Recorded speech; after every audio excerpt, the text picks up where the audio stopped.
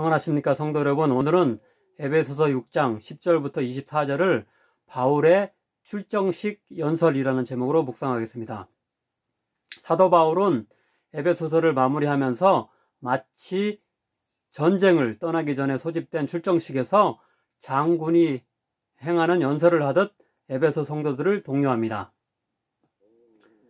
먼저 그들의 전투의 성격이 어떤 것이며 그들의 대적이 누구인지를 밝힙니다. 다음으로 그 대적들을 이기기 위해서는 어떤 채비를 해야 하는지를 알려줍니다.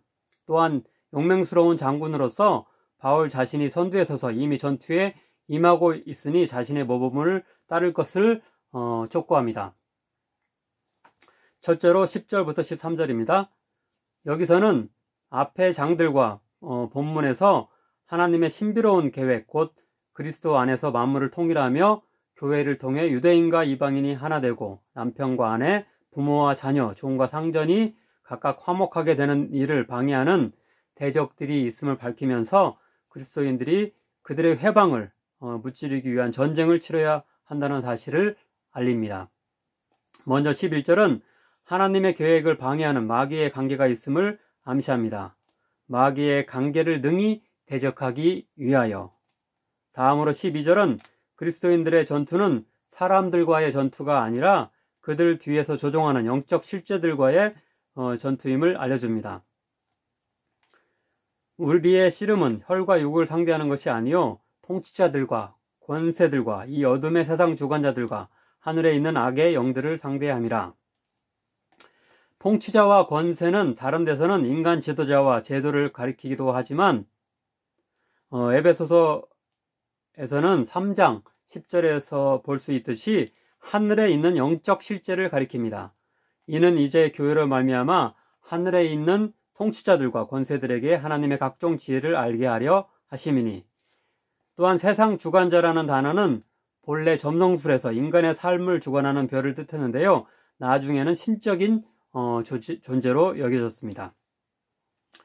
이렇게 사도 바울은 그리스도인들의 대적은 어떤 사악한 인간들이 아니라 대장 마귀와 그 부하들인 여러 악한 영적 존재들이며, 따라서 그들과의 싸움은 영적인 것이라고 알리고 그들과 상대하기 위해서는 어떤 인간적 무기나 도구가 아니라 예수님의 능력을 덧입고 하나님의 전신갑주를 입어야 함을, 즉 영적인 무장을 해야 함을 지적합니다. 10절, 11절 그리고 13절입니다. 끝으로 너희가 주 안에서와 그 힘의 능력으로 강건하여지고 마귀의 관계를 능히 대적하기 위하여 하나님의 전신갑주를 입으라. 그러므로 하나님의 전신갑주를 취하라. 이는 악한 날에 너희가 능히 대적하고 모든 일을 행한 후에 서기 위함이라.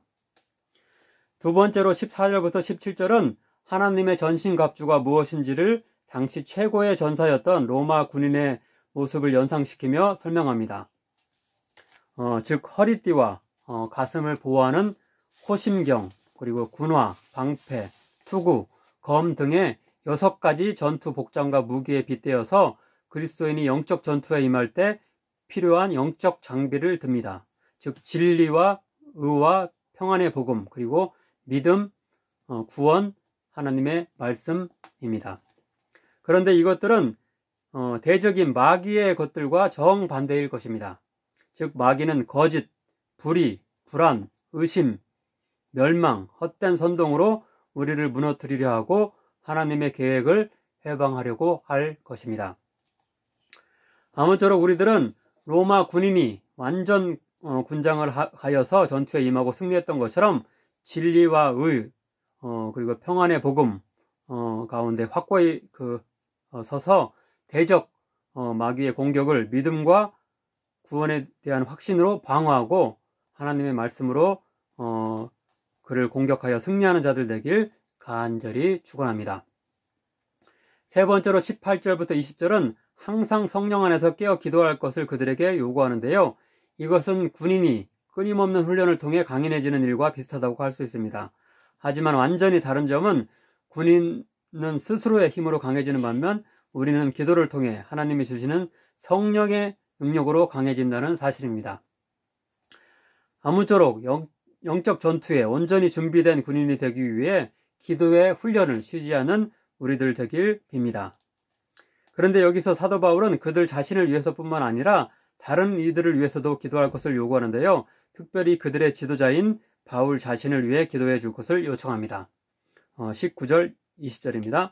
또 나를 위하여 구할 것은 내게 말씀을 주사 나로 입을 열어 복음의 비밀을 담대히 알리게 하옵소서 할 것이니 이 일을 위하여 내가 세사들의 메인 사신이 된 것은 나로 이 일에 당연히 할 말을 담대히 하게 하려 하심이라.